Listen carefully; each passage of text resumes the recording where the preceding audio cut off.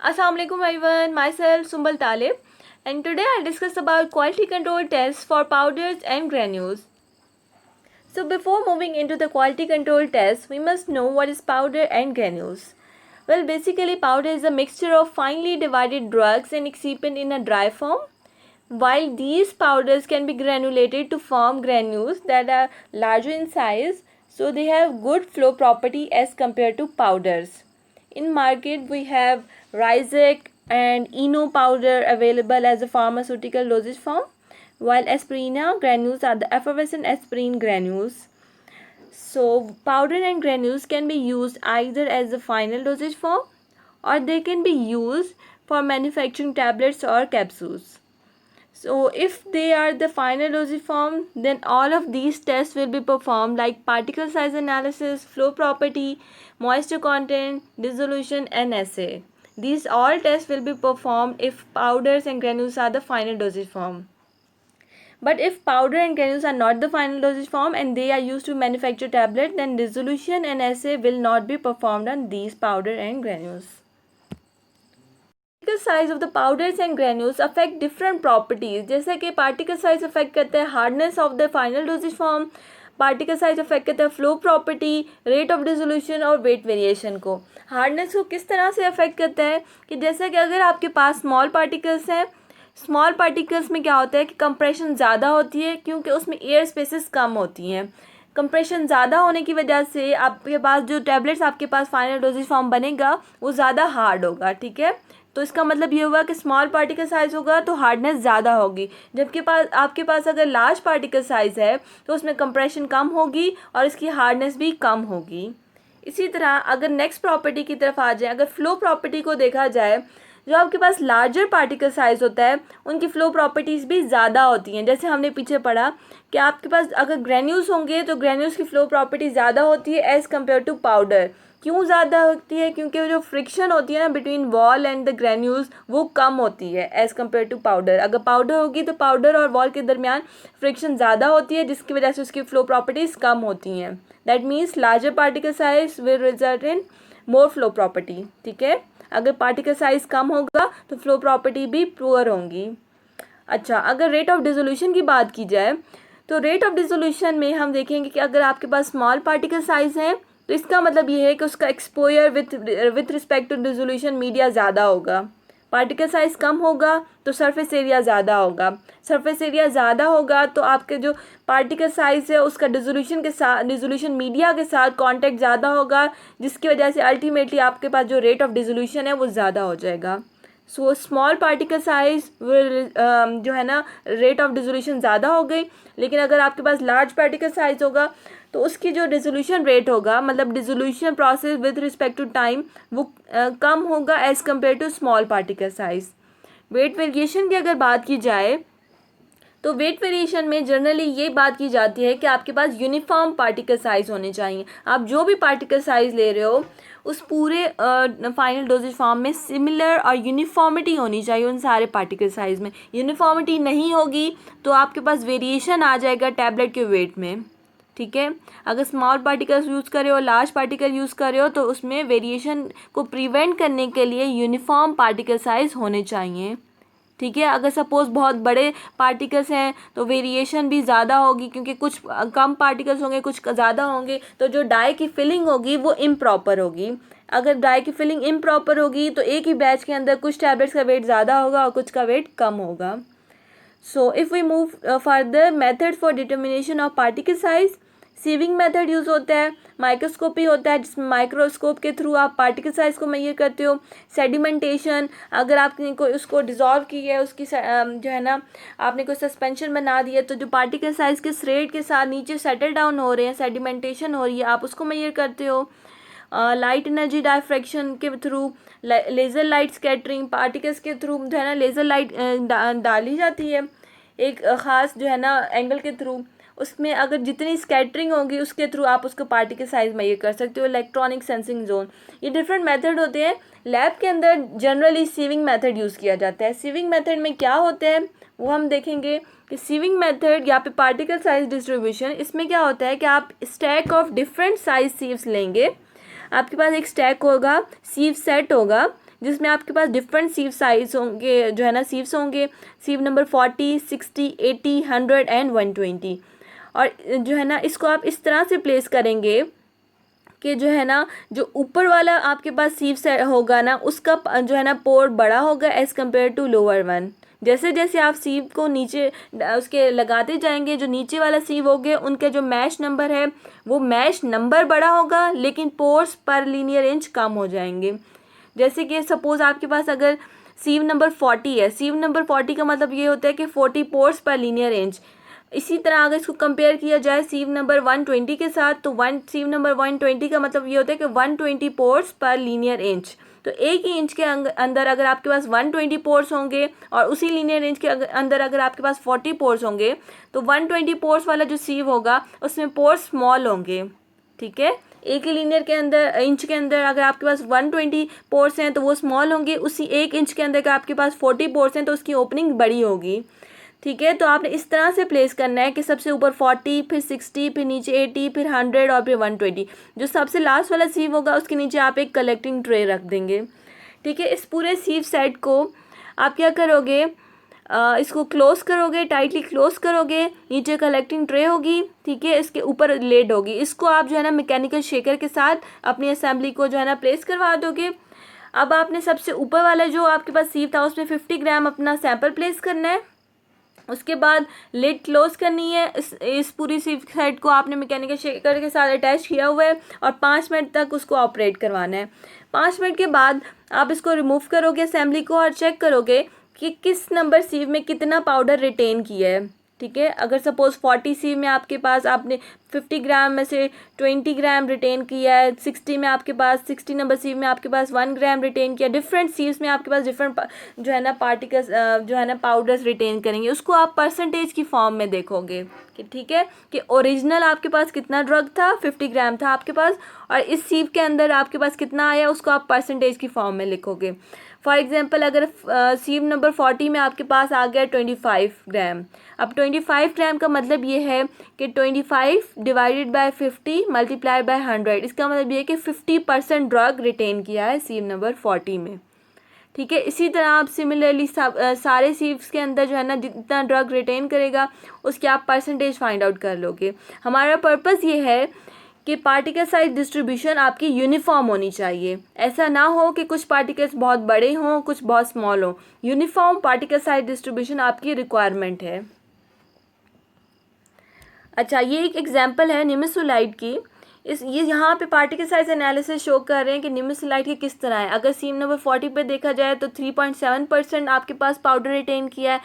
सीव number mash number या सीव number 60 पे देखा जाए तो मैक्सिमम पाउडर रिटेन यहाँ पे किया है 77.64%। जो आपके पास पाउडर था ना वो इस रेंज में है, उसका साइज़ इतना है कि वो 60 मैश पे रिटेन करेगा।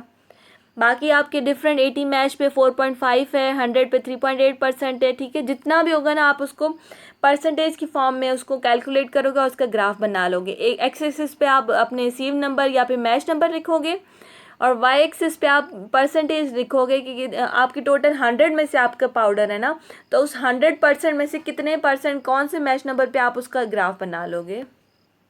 इसको कहेंगे पार्टिकल साइज एनालिसिस। अच्छा, अगर हम फ्लो प्रॉपर्टीज़ की तरफ आ जाएं, अगर हम पाउडर्स और ग्रेन्यूल्स की बात करें तो उसमें फ्लो प्रॉपर्टी बहुत ही इंपॉर्टेंट पैरामीटर है और इसके डिफरेंट मेथड्स हैं फ्लो प्रॉपर्टी को मेजर करने के लिए। और डिफरेंट आपके पास टेबल्स होंगे कि अगर इतना एंगल होगा तो इसकी फ्लो प्रॉपर्टी इतनी है। ठीक है, इसको आपने अच्छी तरह से याद करना है। एंगल ऑफ रिपोज, सबसे पहले जो टेस्ट है वो है angle of repose. Angle of repose is determined bye funnel and cone method. आप एक funnel and cone method use करते हो जिसमें आप क्या करते हो, अपनी पेट्री डिश को एक फ्लैट सरफेस पे प्लेस करते हो, उसके ऊपर आप फनल को प्लेस करते हो 4 centimetre above the petri dish surface. ठीक है, जो नीचे आपके पास पेट्री डिश है उसके ऊपर आप फनल को इस तरह से प्लेस करोगे कि उनके दरमियान 4 सेंटीमीटर का डिस्टेंस होना चाहिए। इसके बाद आप क्या करोगे, अपना सैंपल 5 ग्राम सैंपल लोगे, उसको फ़नल के अंदर डालोगे। अब फ़नल में से जब वो मूव करके नीचे पेट्री डिश में आएगा तो वो एक कोन शेप बना लेगा। ठीक है, अब ये जो कोन बनाएगा ना, कोन शेप, इसमें से आपने angle of repose find out करना है। इस कोन का आप नीचे डायग्राम में देखें, आपके पास एक एंगल गिवन है। ये जो आपके पास आप कोन को देखें तो कोन क्या होती है, आप टू ट्राइंगल्स होती हैं। इस कोन को आप टू हिस्सों में डिवाइड करें तो दो ट्राइंगल्स आ जाएंगी। उस ट्राइंगुलर के फार्मूला से, जैसे आप ट्रिग्नोमेट्री में पढ़ते हो, tan theta is equals to perpendicular over base. ठीक है, यहाँ पे परपेंडिकुलर आपके पास जो है ना हाइट है h, कोन की हाइट h है, जो कि आप स्केल के थ्रू मेजर कर लोगे। ठीक है, फ्लैट सरफेस पे आप अपने स्केल को वर्टिकली प्लेस करोगे, उसकी हाइट फाइंड आउट कर लोगे, और आपके पास जो बेस है वो है रेडियस। ठीक है, जो कोन का सर्कल बनेगा ना वो उसका डायमीटर होगा, उस डायमीटर को 2 से डिवाइड करोगे तो आपके पास रेडियस आ जाएगा। तो angle of repose is equal to tan inverse multiplied by h over r। ठीक है, इस फॉर्मूला के थ्रू आप angle of repose find out कर लोगे। एंगल ऑफ रिपोज जितना आपका बड़ा होगा ना, इसका मतलब ये है कि पाउडर की प्रॉपर्टीज़ अच्छी नहीं है, पुअर फ्लो प्रॉपर्टीज़ हैं। ठीक है, अगर जितनी बड़ी आपकी कोन बनेगी ना, जितनी बड़ी कोन बनेगी इसका मतलब ये है कि एंगल भी बड़ा बनेगा। एंगल बड़ा बनेगा तो इसका मतलब ये है कि आपके पास फ्लो प्रॉपर्टीज़ उसकी पुअर होंगी। अगर आपके पास एंगल ऑफ रिपोज 25 से 30 डिग्री का है तो आपके पास एक्सीलेंट फ्लो प्रॉपर्टीज़ हैं। 31 से 35 डिग्रीज तक गुड फ्लो प्रॉपर्टीज़ हैं, एंड सो ऑन। अगर 66 से ऊपर चला जाए ना तो very very poor flow properties हैं। अच्छा, नेक्स्ट आपके पास है हसनर रेशो। हसनर रेशो भी इसको कहते हैं, या फिर इंडेक्स ऑफ फ्लोएबिलिटी। इसमें आप क्या करोगे कि एक ग्रेजुएटेड सिलेंडर लोगे, ग्रेजुएटेड सिलेंडर या फिर मेजरिंग सिलेंडर भी इसको कहते हैं। 250 ml का आपने एक ग्रेजुएटेड सिलेंडर लिया, इसके अंदर आपने अपना सैंपल पोर कर दिया। ठीक है, आपने अपने पाउडर इसमें डाल दिया 100 ml तक। अब ये जो आपके पास 100 ml है ना, ये आपका हो गया बल्क वॉल्यूम। ठीक है, आपने बल्क में अपना पाउडर डाल दिया 100 ml तक, वो आपका हो गया 100 वॉल्यूम, 100 जो है ना बल्क वॉल्यूम। इस बल्क वॉल्यूम को आपने नोट डाउन कर लेना है। अब क्या करना है, after this the cylinder is tapped on the flat surface for a while until no further change could be observed in the volume। आपने इस ग्रेजुएटेड सिलेंडर को लेना है और एक फ्लैट सरफेस पे इसको टैप करते रहना है। इतनी देर तक टैप करना है कि फर्दर उसके वॉल्यूम में कोई चेंज ना आए। जैसे जैसे आप टैप करते जाओगे उसका वॉल्यूम कम होता जाएगा। वॉल्यूम कम होने का रीज़न ये है कि इसके अंदर जो है ना कुछ एयर स्पेसेस होती हैं, वो एयर स्पेसेस जैसे जैसे रिमूव होती जाएंगी तो उसका वॉल्यूम कम होता जाएगा। ठीक है, अब आप ये जो आपके पास न्यू वॉल्यूम आ गया ना आपका, ये हो गया टैप्ड वॉल्यूम। ठीक है, पहले आपके पास बल्क वॉल्यूम था BV, और अब जो आपके पास वॉल्यूम आया है ना टैपिंग के बाद, वो हो गया टैप्ड वॉल्यूम TV। अब आपने हसनर रेशो फाइंड आउट करनी है, bulk volume over tapped volume. ठीक है, बल्क वॉल्यूम और टैप्ड वॉल्यूम से आपके पास हसनर रेशो आ जाएगी। अब इस हसनर रेशो से हमें कैसे पता चलेगा कि आपकी फ्लो प्रॉपर्टीज़ अच्छी हैं या बुरी हैं, वो इस टेबल से पता चलेगा। अगर आप राइट हैंड साइड पे देखें तो आपके पास हसनर रेशो की डिफरेंट वैल्यूज़ गिवन है। जैसे जैसे हसनर रेशो बढ़ती जाएगी ना, आपकी फ्लो प्रॉपर्टीज़ कम होती जाएंगी, पुअर होती जाएंगी। ठीक है, तो इसका मतलब ये हुआ कि हसनर रेशो का इन्वर्स रिलेशन है with flow property, angle of repose का भी इन्वर्स रिलेशन है विथ फ्लो प्रॉपर्टी। इसी तरह यही मेथड यूज़ करते हुए आप कंप्रेसिबिलिटी इंडेक्स भी फाइंड आउट कर सकते हो। कंप्रेसिबिलिटी इंडेक्स का फॉर्मूला ये है कि bulk volume minus tapped volume divided by bulk volume into 100, और इसका आप नीचे इसका वैल्यूज़ देख सकते हो। परसेंटेज में इसकी वैल्यूज़ हैं क्योंकि हमने इस फॉर्मूले में 100 से मल्टीप्लाइड किया था। ठीक है, अगर 10 या 10 से कम अगर आपके पास कंप्रेसिबिलिटी इंडेक्स आ गया है तो इसका मतलब ये है कि एक्सीलेंट फ्लो प्रॉपर्टीज़ हैं। जैसे जैसे कंप्रेसिबिलिटी इंडेक्स की वैल्यू बढ़ती जाएगी, परसेंटेज बढ़ती जाएगी, आपकी जो फ्लो प्रॉपर्टी है वो पुअर होती जाएगी। That means angle of repose हो, कंप्रेसिबिलिटी इंडेक्स हो या हसनर रेशो हो, इन सब का इन्वर्स रिलेशन है विथ फ्लो प्रॉपर्टी। लेकिन अगर आप इसी फॉर्मूले में अगर पीछे देखो कि आपके पास हसनर रेशो था bulk volume divided by tapped volume. अगर आपके पास बल्क वॉल्यूम ज़्यादा होगा तो आपके इसका मतलब ये कि आपके पास हसनर रेशो भी ज़्यादा है। हसनर रेशो ज़्यादा होगी तो इसका मतलब ये कि फ़्लो प्रॉपर्टीज़ कम है। लेकिन अगर आपके पास टैप्ड वॉल्यूम ज़्यादा होगा, टैप्ड वॉल्यूम ज़्यादा से मुराद ये है almost equal to bulk volume, ठीक है। बल्क वॉल्यूम से ज़्यादा टैप्ड वॉल्यूम कभी भी नहीं हो सकता। आइडियल कंडीशन यही है कि बल्क वॉल्यूम जितना है उतना ही टैप्ड वॉल्यूम है, ठीक है। अगर आपका टैप्ड वॉल्यूम जो है ना almost equal to bulk volume है, ठीक है, तो टैप वॉल्यूम ज़्यादा होगा तो इसका मतलब ये है कि हसनर रेशो कम हो जाएगी, क्योंकि इनका आपस में इन्वर्स रिलेशन है। अब अगर हसनर रेशो कम हो गई तो इसका मतलब ये है कि आपकी फ्लो प्रॉपर्टीज़ इंक्रीज़ कर जाएंगी, और अगर फ्लो प्रॉपर्टीज़ इंक्रीज़ करेंगी तो आपका इसका मतलब ये कि आपका जो पाउडर है, ग्रेन्यूल्स है, जिसकी आप मेजर कर रहे हो वो एक्सीलेंट फ्लो करैक्टरिस्टिक शो कर रहा है। अच्छा, इसी फार्मूलाज को अगर हम डेंसिटी की फॉर्म में लिखें तो generally we know density is equal to mass over volume. तो जहाँ जहाँ वॉल्यूम होगा, वॉल्यूम और डेंसिटी का इन्वर्स रिलेशन है, तो जहाँ जहाँ बल्क वॉल्यूम था वहाँ पे हम टैप्ड लिख लेंगे, और जहाँ टैप्ड वॉल्यूम था वहाँ पे हम बल्क वॉल्यूम लिख देंगे। जैसे नीचे वाले आप उसमें फॉर्मूला में देखो तो पीछे हमने पढ़ा था bulk volume divide by tapped volume, यहाँ पे हम पढ़ेंगे tap density divided by bulk density. इसी तरह कंप्रेसिबिलिटी इंडेक्स में पीछे हमने पढ़ा था bulk volume minus tapped volume, यहाँ पे हम पढ़ेंगे tap density minus bulk density divided by tap density into 100। आपके सेम वही वैल्यूज आएंगी जो आप वॉल्यूम के थ्रू फाइंड आउट करोगे। अच्छा, अगर हम मॉइस्चर कंटेंट की बात करें तो जनरली हमारे पास जो ग्रेन्यूल्स होते हैं उसमें थोड़ा बहुत मॉइस्चर प्रेजेंट होता है, ठीक है। ये जो मॉइस्चर इसमें प्रेजेंट होता है वो इसलिए ज़रूरी होता है कि जब हम इसको जो है ना कंप्रेस्ड करके टैबलेट्स बना रहे हैं तो उसकी बाइंडिंग अच्छी हो, ठीक है। उस बाइंडिंग के लिए उसमें कुछ परसेंटेज ऑफ मॉइस्चर प्रेजेंट होता है। ये परसेंटेज वेरी कर सकती है, डिफरेंट कंपनीज डिफरेंट वैल्यूज़ देती हैं, डिफरेंट फार्माकोपियर्स में इसकी डिफरेंट वैल्यू है, रिसर्च आर्टिकल्स में इसकी डिफरेंट वैल्यूज़ हैं, लेकिन एटलीस्ट 2% मॉइस्चर इसमें मौजूद होना चाहिए। So the amount of moisture present in the granules is called moisture content. So it is determined by IR balance. IR balance के थ्रू हम इसको मेजर करते हैं। IR means infrared, ठीक है। इंफ्रारेड रेस होंगी इसके अंदर, इस बैलेंस के अंदर, जिसके थ्रू हम इसको मेजर करेंगे। सबसे पहले अपना सैंपल अपने बैलेंस में प्लेस करोगे, उसके वेइंग बैलेंस में, और उसका इनिशियल वेट फाइंड आउट कर लोगे, ठीक है। इनिशियल वेट आपने फाइंड आउट कर लिया। अब आपने उसी सैंपल को आईआर बल्ब ऑन करके आईआर बैलेंस में प्लेस कर दिया है। अब हीटिंग के थ्रू क्या होगा कि इसके अंदर जितना मॉइस्चर होगा वो इवेपोरेट कर जाएगा। आफ्टर इवेपोरेशन हम इसको निकालेंगे सैंपल को, और इसका फाइनल वेट फाइंड आउट कर लेंगे। अब थ्रू गिवन फार्मूलाज हम इसका मॉइस्चर कंटेंट फाइंड आउट करेंगे कि इनिशियल वेट क्या था minus final weight divided by final weight multiplied by 100। ये आपका आ गया मॉइस्चर परसेंटेज मॉइस्चर कंटेंट। इसी तरह परसेंटेज मॉइस्चर कंटेंट की एक और टाइप जो है loss on drawing, percentage loss on drawing. इसमें क्या करते हैं हम कि जो आपने ऊपर देखा था मॉइस्चर कंटेंट में आपके पास डिनोमिनेटर में फाइनल वेट था, यहाँ पे आपके पास डिनोमिनेटर में इनिशियल वेट है। बाकी सारा फॉर्मूला सेम है, लेकिन डिनोमिनेटर में यहाँ पे इनिशियल वेट है। इसका मतलब ये है कि जो इनिशियल वेट था वो वेट था, ठीक है, जो फाइनल है वो ड्राई वेट है। तो percentage moisture content dry weight basis पे होती है, और जो लॉस ऑन ड्राइंग है वो वेट वेट बेसिस पे, ठीक है।